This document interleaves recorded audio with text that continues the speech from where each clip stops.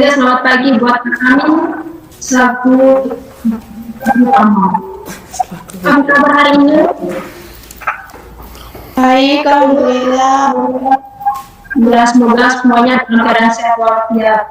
Jangan lupa tetap jaga kesehatan, tetap rajin belajar, dan tetap mengikuti protokol kesehatan. Sebelum kita memulai pembelajaran kita pada pagi hari ini, alangkah baiknya kita memulainya dengan doa. Marilah kita berdoa menurut agama dan keyakinan kita masing-masing. Mulai. Amin.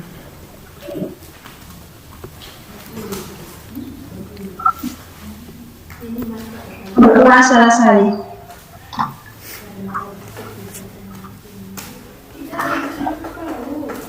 Baik anak-anak, hari ini kita masuk ke materi yang baru, yaitu tentang peran pokok rumus Undang-Undang Dasar tahun 1945.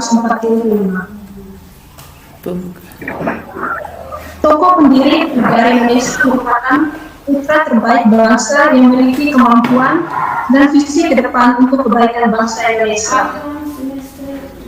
Baik, sebelum Ibu jelaskan materi, mungkin dari anak-anak semua ada yang tahu siapa saja tokoh perumus Undang-Undang Dasar 1945.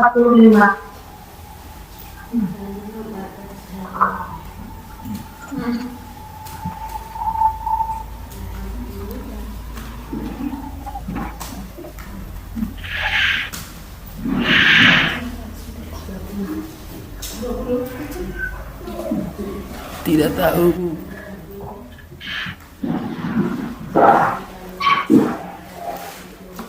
Bagi anak-anak ada yang tahu siapa saja tokoh perumus Undang-Undang Dasar tahun 1945? Mau klik yang mau masuk.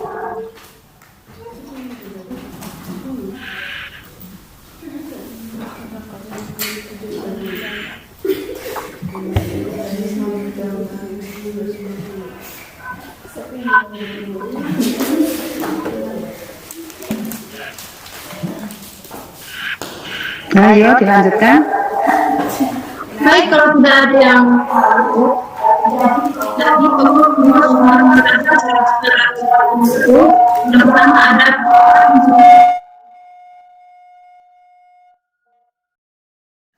yang berikutnya ada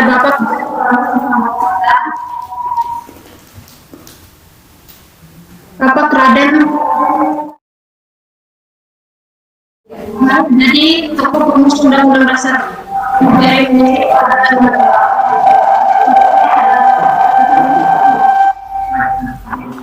jangan dimatikan satu. Jadi para tokoh perumus Undang-Undang Dasar ini mereka memiliki kemampuan dan juga visi untuk membangun visi ke depan agar bangsa Indonesia ini menjadi lebih baik.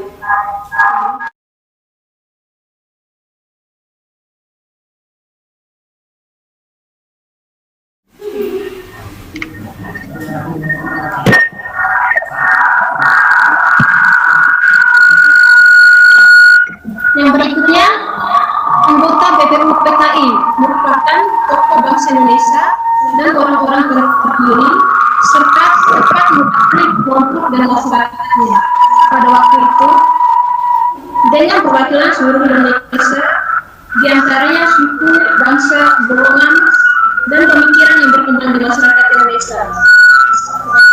Jadi anggota BPU PKI ini, BPU PKI telah mewakili seluruh warga Indonesia, walaupun mereka berasal dari suku bangsa yang berbeda, namun mereka tetap berjuang agar bangsa Indonesia ini bisa bersatu.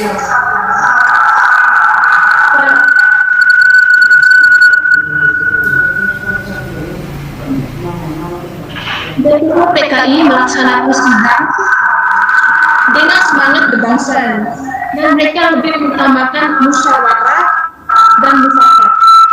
Jadi para anggota BPU PKI ini mereka melaksanakan sidang.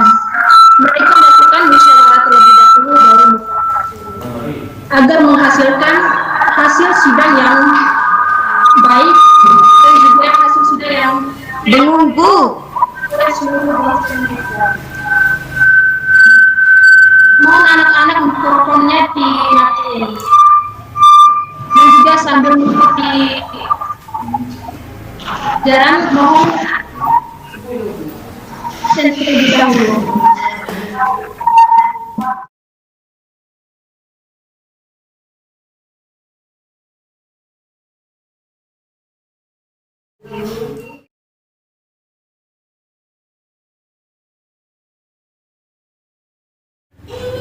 Waktunya.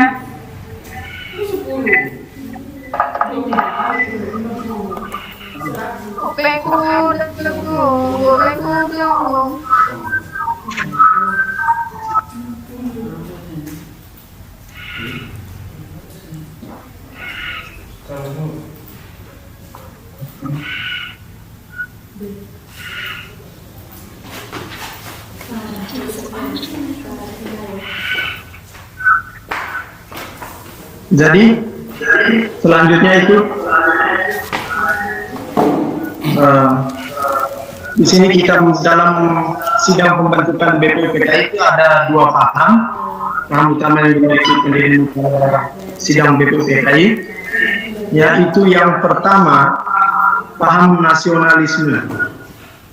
Paham nasionalisme yang dimaksud di sini yaitu pemikiran pendiri negara yang didasarkan pada nasionalisme dan menginginkan yang dibentuk merupakan negara nasionalisme atau negara kebangsaan. Tujuan dibentuknya paham nasionalisme ini yaitu agar masyarakat bangsa Indonesia memiliki kesamaan antara satu dengan yang lain terkait dengan cita-cita dan tujuan, sehingga timbul rasa ingin mempertahankan negaranya. Sikap nasionalisme seorang warga negara yang menjadi generasi muda yaitu contohnya mengikuti kegiatan hari besar kenegaraan seperti mengikuti apel 17 dan kegiatan besar kenegaraan lain. Itu merupakan sikap nasionalisme yang baik yang diharapkan oleh pemerintah negara Indonesia terhadap generasi muda, karena untuk memberikan kesejahteraan bangsa ini ada pada tangan generasi muda. Jadi di sini peran generasi muda sangat diharapkan dengan cara mengikuti kegiatan yang bersifat nasionalisme. Yang kedua, paham agama. Paham agama yang dimaksud di sini merupakan golongan agama yang menginginkan didasarkan pada satu agama. Karena mengingat bahwa negara Indonesia merupakan negara pluralis, memiliki banyak agama, sehingga pemerintah satu itu kontra terhadap negara, yaitu mereka mengutamakan kepentingan bangsa dibandingkan kepentingan diri sendiri. Apabila paham agama ini diberlakukan, maka yang terjadi adalah kepentingan individu kelompok antar satu agama, sehingga terjadinya kontra. Dari itu maka pemerintah Indonesia atau pendiri negara ini mengutamakan kepentingan harus bersifat kepentingan umum, bukan kepentingan individu. Yang selanjutnya, BPUPKI melaksanakan sidang dengan semangat bersama yang mengutamakan musyawarah dan mufakat. Jadi sidang BPUPKI yang dilaksanakan oleh pendiri bangsa kita bukan atas kesepakatan individu atau satu kelompok tertentu, tetapi atas kesepakatan atau musyawarah dari setiap anggota yang mengikuti sidang waktu itu, yakni terdiri dari latar belakang suku bangsa, ras, agama, dan golongan. Jadi tidak menutup kemungkinan bahwa yang mengikuti sidang PPKI itu adalah satu golongan tertentu saja.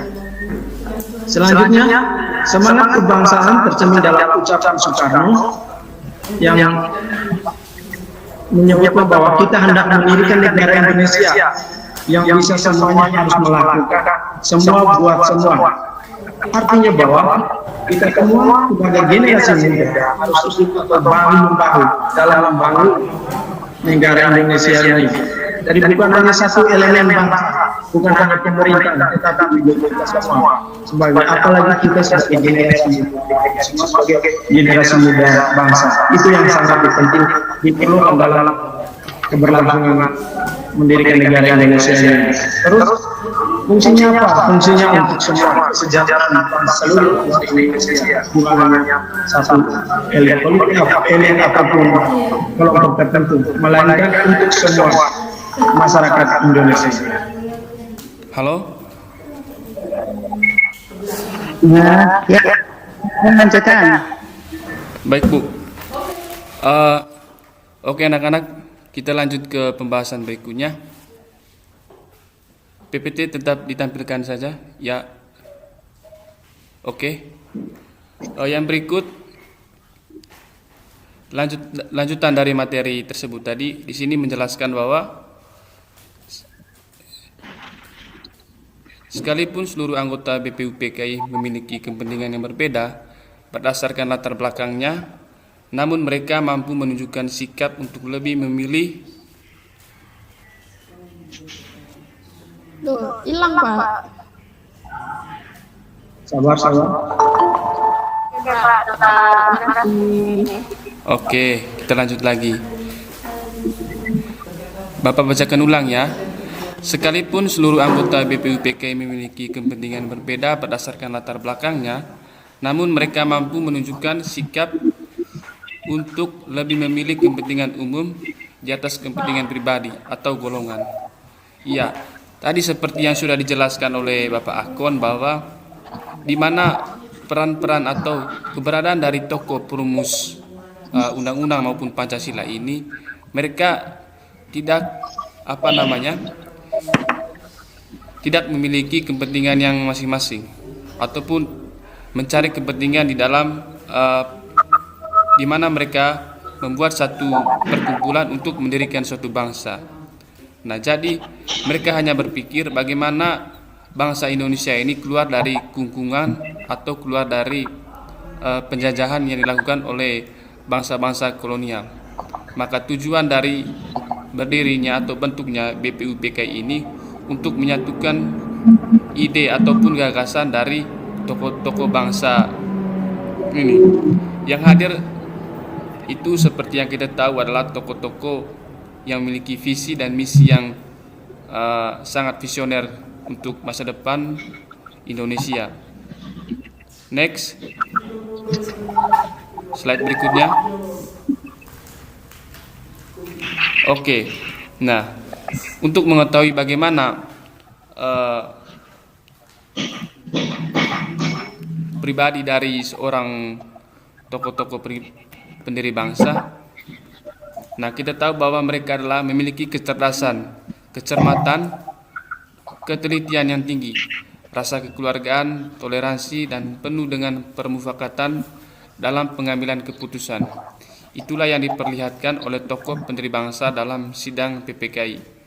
Nah, itu tadi seperti yang saya jelaskan, di mana orang-orang dalam BPUPKI ini adalah orang-orang yang memiliki pengetahuan yang luar biasa.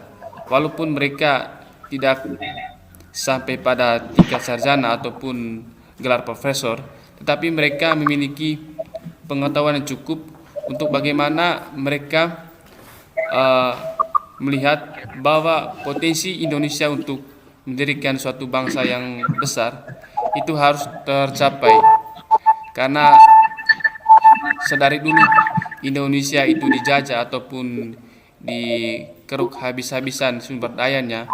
Makanya dengan pengetahuan dan juga wawasan yang mereka miliki, mereka hendak menyatukan ide mereka.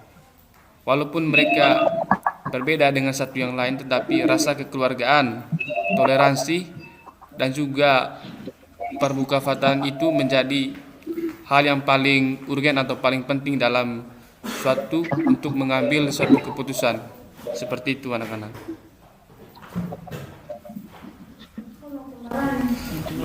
Baik, mungkin demikian dulu untuk materi pada hari ini.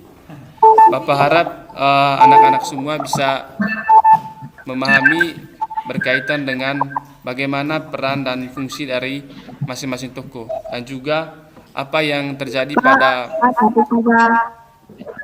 situasi dalam persidangan BPUPKI.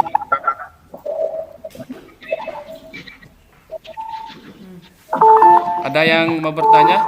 Bapak persilakan. Kalau ada hal yang masih membingungkan anak-anak.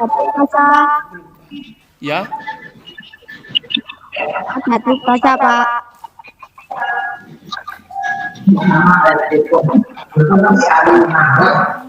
Tolong anakku dengarkan dulu nanti tugas praktik ya, tolong dengarkan dulu sampai semua.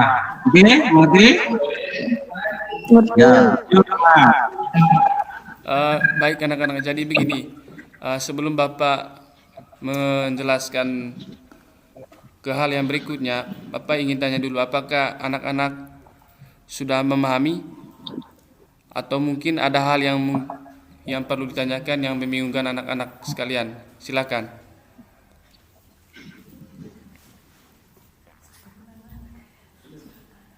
Sama-sama Pak. Ulangi lagi ya. Oke Pak, apa Pak? ulang lagi ringkas saja Pak. Oh ya Pak, baik Pak.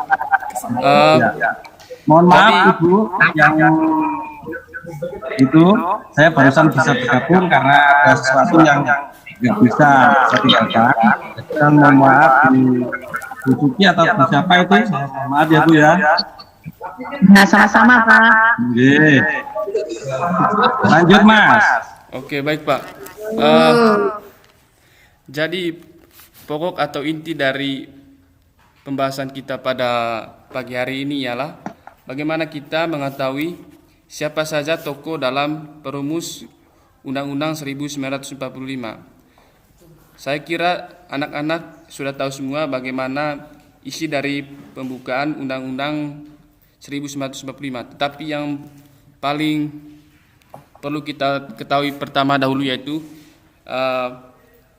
siapa-siapa yang terlibat di dalamnya. Seperti yang sudah dijelaskan dari awal tadi bahwa di dalamnya itu ada Soekarno, Muhammad Hatta, dan tokoh-tokoh nasional lainnya. Nah, yang perlu anak-anak ketahui juga bahwa bagaimana proses atau dinamika membuat suatu undang-undang itu. Karena kita tahu bahwa tokoh yang terlibat di dalam pembuatan undang-undang itu adalah orang-orang yang memiliki latar belakang yang berbeda. Sebagai contoh misalnya itu tadi, di mana ada golongan Islam, ada golongan nasionalis. Nah, dua hal itu memang kalau kita lihat adalah hal yang sulit untuk disatukan. Tetapi karena memiliki satu visi dan tujuan, mereka melepaskan egonya mereka masing-masing. Mereka memilih untuk bagaimana negara ini bisa bersatu agar terlepas dari kolonialisme atau penjajahan yang dilakukan oleh bangsa dari luar atau negara-negara asing yang menjajah atau ingin mengeruk keuntungan dari sumber daya alam di Indonesia. Seperti itu anak-anak. Kata kuncinya di sini yang perlu anak-anak ketahui yaitu apa itu konstitusi dan juga BPUPKI, PPKI atau Undang-Undang Dasar 1945. Kalau anak-anak bisa mengetahui konstitusi, kemudian BPUPKI, PPKI dan juga Undang-Undang Dasar 1945, nah itu adalah hal yang penting untuk mengetahui bagaimana proses atau peran dari tokoh-tokoh bangsa Indonesia atau yang kita bisa sebut founding fathers, bapak pendiri bangsa. Mungkin seperti itu aja, Pak.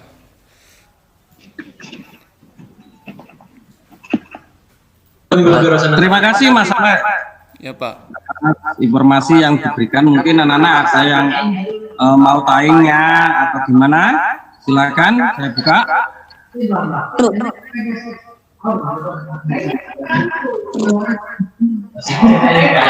Nggak ada. Anak-anak? Oke. Saya ucapkan terima kasih kepada Bapak Bamim selaku guru Pamong dan ketiga mahasiswa kami yang berada di SMP Negeri 27. Sangat apresiasi sekali, dan siswa-siswanya juga banyak yang hadir ya. Sudah bagus pembelajarannya, Pak, karena memang situasi pandemi seperti ini harap dimaklumi ya. Saya mohon maaf kalau di dalam pembimbingan kami kurang efektif, dan semoga untuk selanjutnya kita masih punya silaturahmi atau hubungan dengan SMP Negeri 27 Malang. Sekian, wassalamualaikum warahmatullahi wabarakatuh. Sama-sama. Selamat siang, Bu. Selamat siang. Ya. Ini Bu. Saya ambil alih ya Bu ya. Mohon maaf Bu ya.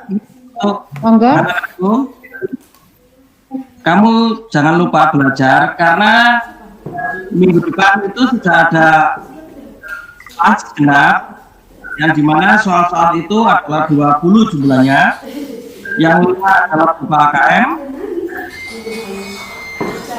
ya, jaga kesehatan kalian, dan jangan lupa doakan kedua orang tua kalian ya, tanpa kedua orang tua kalian nggak bisa, nggak apa-apa lah. Oke, itu saya kembalikan lagi. Mungkin Mas Aktor mau nambah, Mas Bapak, banyak, silakan. Saya terima kasih. Baik, saya akan menambah ini, Pak. Jadi saya mewakili teman berdua mahasiswa PLP 2 di SMP Negeri 27 mengucapkan limpah terima kasih kepada Ibu Suci sekali DPR dan juga Pak Kamil selaku guru Pamong serta adik-adik kelas 7 dan 8 yang mengikuti kegiatan pembelajaran kita pada hari ini. Sekali lagi terima kasih untuk partisipasinya. Mohon maaf Bu Suci, tadi anak-anak memanggil nama Anda. Mungkin mohon maaf Bu. Ya, itu anak-anak kami di sini Bu. Matur nuwun Ibu. Assalamualaikum. Ya. Ya. Terima kasih. Selamat siang. Selamat siang. Selamat siang, Bu. Terima kasih. Sama-sama. Halo.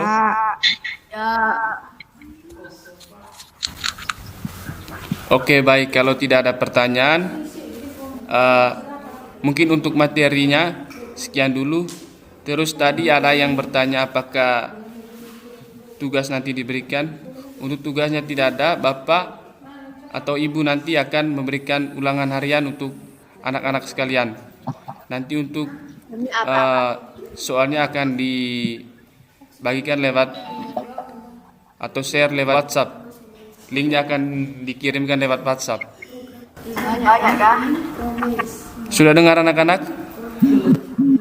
Ya, soalnya banyak apa tidak. Nanti bisa lihat di sana. Oke, Pak. Jangan susah-susah, Kak. Jangan mengajak, Kak. Iya. Biar cepat selesainya, Kak. Oke? Oke. Harapan Bapak tugas itu jangan jadikan sebuah beban bagi kalian ya, tapi sebuah anugerah. Silakan kerja dengan senang hati, santai. Buat apa? Masa sebelum Bapak kasih tugas kalian sudah ngeluh duluan.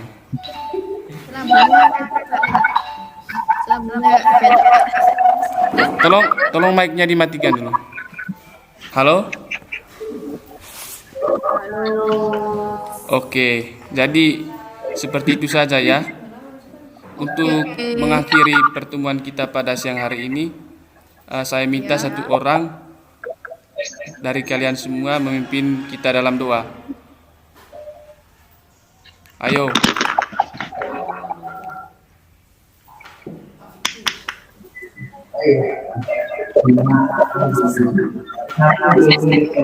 Saya minta atas nama Vicky Dila.